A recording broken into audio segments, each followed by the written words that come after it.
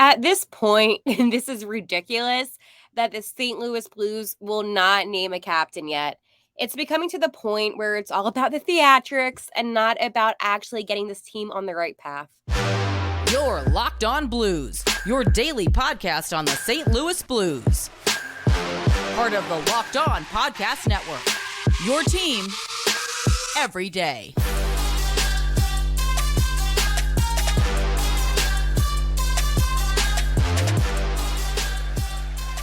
Welcome back to Locked On Blues. I am your host, Haley Taylor Simon.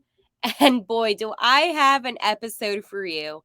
In yesterday's episode, I was a little bit fired up about a topic that I'm going to dive into a little bit later in the show. But we're going to be talking about the captaincy and how it's still vacant. Also about the fact that I am not being negative. I am just being realistic, and that can be taken the wrong way. But my reasoning behind it is valid.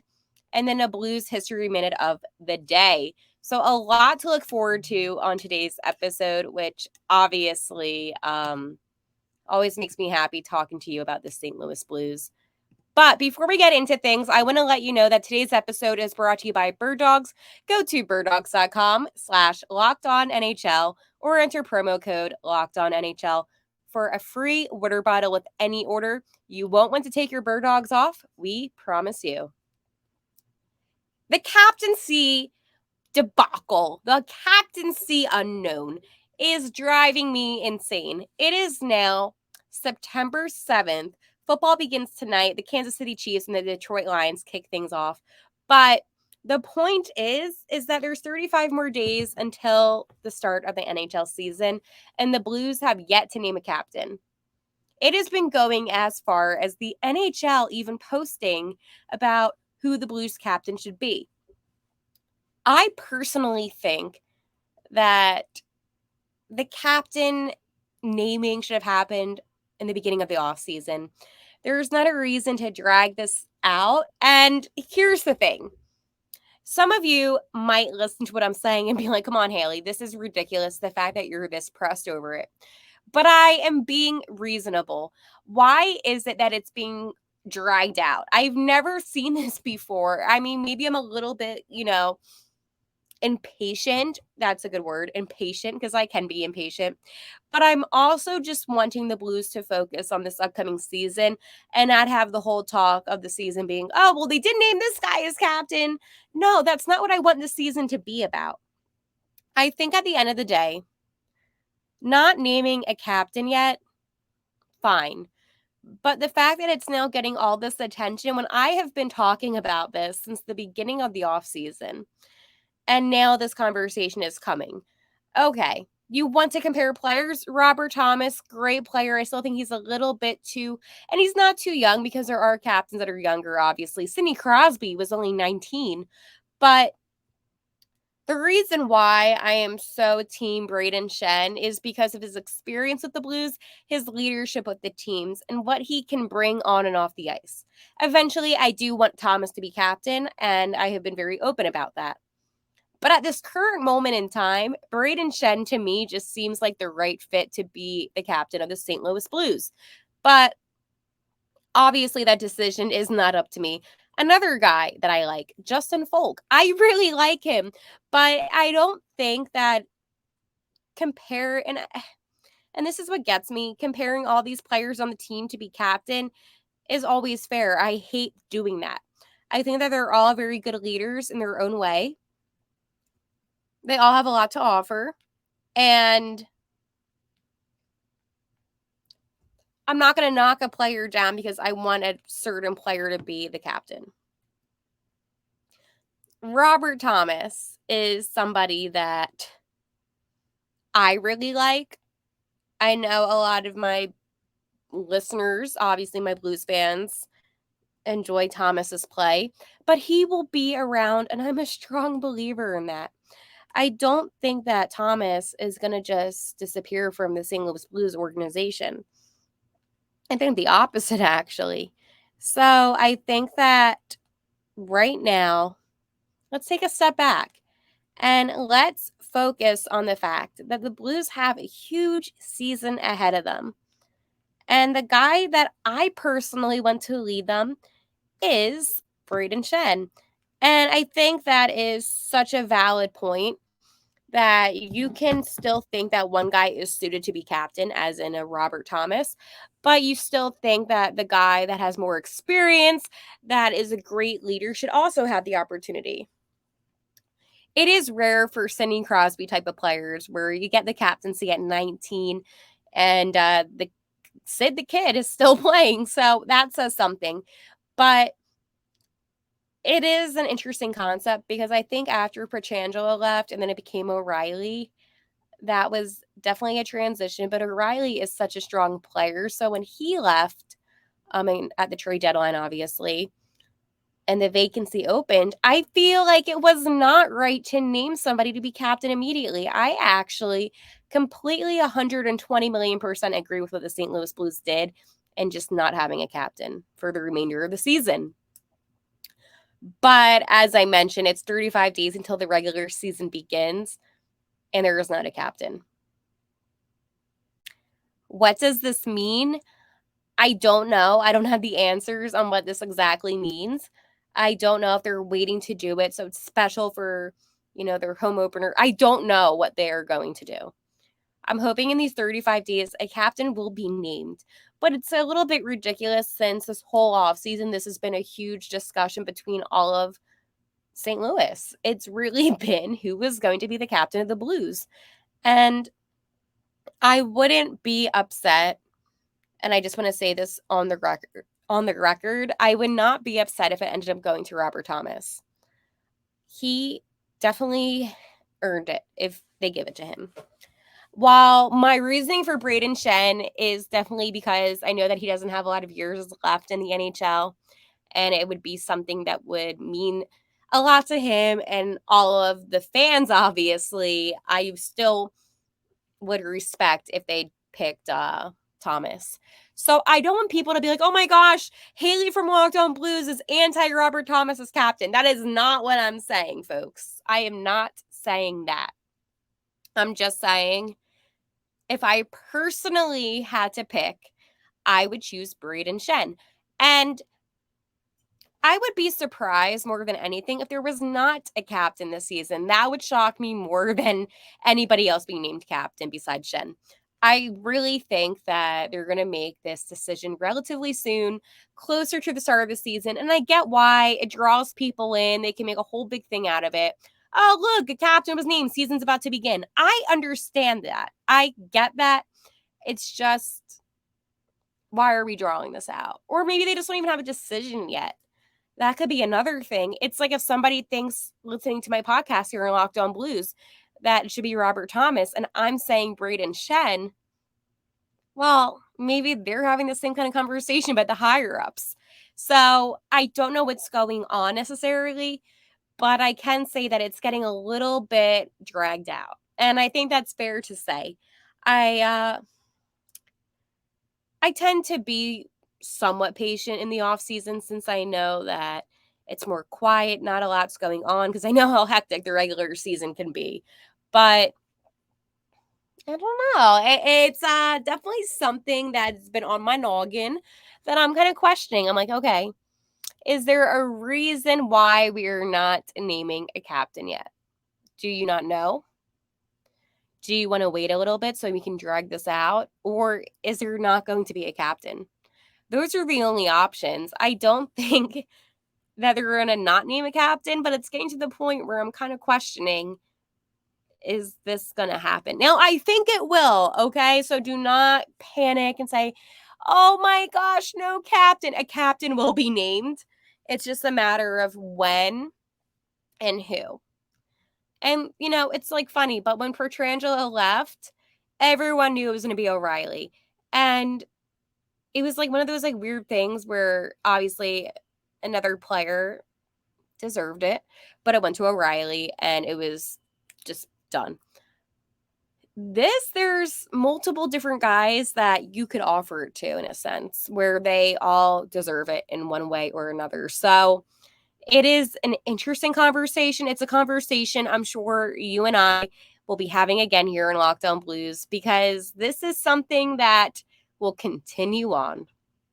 And when a captain does get named, Heck yeah, will my episode be wild? I'm going to be screaming because that means that this team has that set leader, which I like because I'm a little old school with my hockey, as you know, and that would make me excited. Do you know what else makes me excited? Birddogs. Birddogs make you look good. Birddogs are stretch khaki shorts, and they're designed to fit slimmer through the thigh and leg, giving you a truly sculptured look. Birddog shorts make every single person look good. And listen, it's a little hot in September. September's still summertime. So it has all that anti-stink and sweat material. So it keeps you dry and cool all day and keeps you smelling good. You can wear your Birddogs to a golf, to an evening out, inside the pool, in a workout. Like, you can wear your Birddogs everywhere because they always look good and they're literally capable of doing any kind of activity. So this is what I want you to do. Go to birddogs.com/lockedonnhl or enter promo code LockedOnNHL at checkout for a free Birddogs water bottle with your order. That's birddogs.com/lockedonnhl for a free water bottle at checkout. You won't want to take your Birddogs off, we promise you. And I promise you some riveting hockey talk. Okay. Had to stretch it out a little bit. Because yesterday on my episode, I was being negative. I know. When am I negative? I'm usually not. This kind of all came about because I was complaining about this season, well, last season, and then I was complaining about the hypothetical season that the Blues are going to have this season. And it kind of drew for some attention. One thing I want to say is this. I am usually beyond optimistic. But for some reason, and I don't know if it's because I'm a little bit hesitant about the season, I had to look at it the opposite way. I had to look at it from the glass half full standpoint instead of the half empty. You know, I had, or the half empty versus half full. You get what I'm saying? I had to look at it from the other perspective, and it got me fired up. This is what I will say. Here on Locked On Blues, you're going to see my opinions change all the time. I always, it's funny, even when I'm done my episode and I'm like uploading it, I'm like, I don't know if I completely can see that point now, but I get what I'm saying. My opinion changes all the time. That's just a thing. Opinions change, facts do not. The facts are the facts. The facts are that the Blues did not have a good season factually. The facts are that there were players that had a good season. But overall, this is a team sport and the team did not have a good season. Taking those facts, and I think every single person listening can agree the St. Louis Blues did not have a good season last year. You can take those facts and you can say, okay, looking to this upcoming season, with the addition of just Kevin Hayes, will this team be any better from the team that really struggled last season? And of course, you're going to say, I don't know. That is not me being negative. I think it's just me being realistic. That there is a possibility that the St. Louis Blues may not be such a good hockey team again. As a Blues fan, do I want that to happen? No. As somebody that is a little bit neutral in this opinion right now, could I see them having a bad season? Yes. Could I see them having a good season? Of course, always that possibility. So the point that I'm trying to get at is this.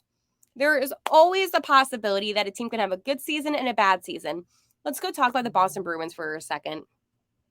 They had the best regular season in NHL history from any, like, they beat every other team in the league in terms of records for a regular season. I doubt anybody expected them to lose in the first round to the Florida Panthers. But guess what? They did. And that happens. And that's sports, and that is life. Now, would you look at the Boston Bruins and saying, hey, they're going to have a really bad season because of that first round exit? Or we're going to look at them and say, you know what? Things happen. They're going to have a good season. You could look at it from both perspectives. It's with every team. Even the reigning Stanley Cup champions, the Las Vegas Golden Knights, okay, they just won the Cup. Okay? They just won the Cup. And the Blues were in this position not too long ago. And don't forget that the season after can sometimes be a struggle. What happened with Tampa Bay was very rare, and I haven't seen that hardly ever in sports, let alone hockey.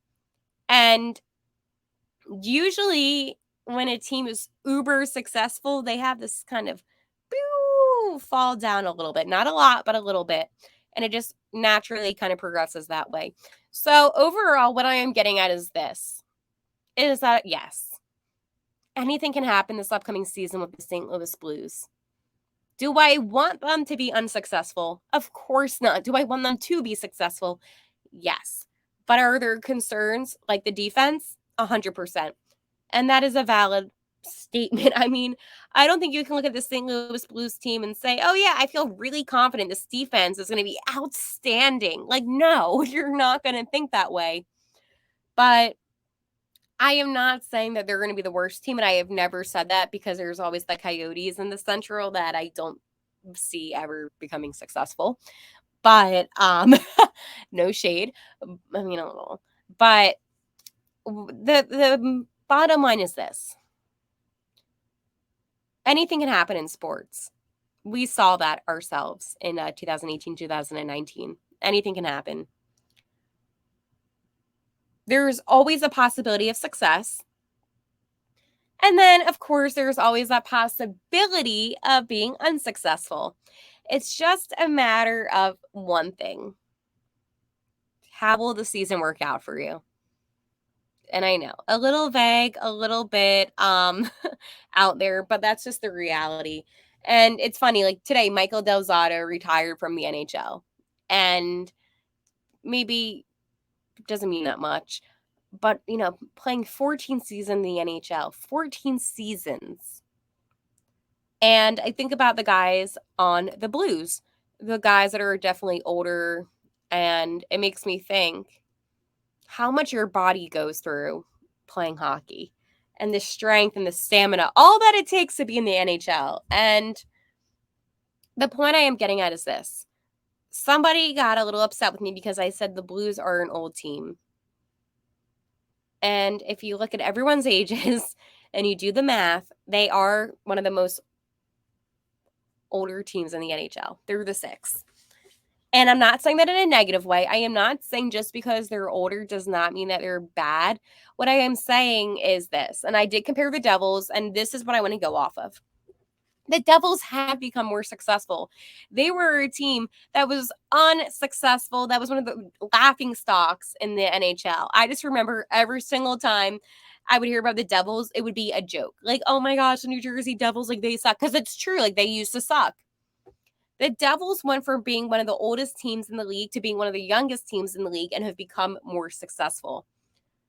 The longevity of the St. Louis Blues, it's not saying that older players are not good assets, because they are. They can teach you things. You can learn. They have skill, experience.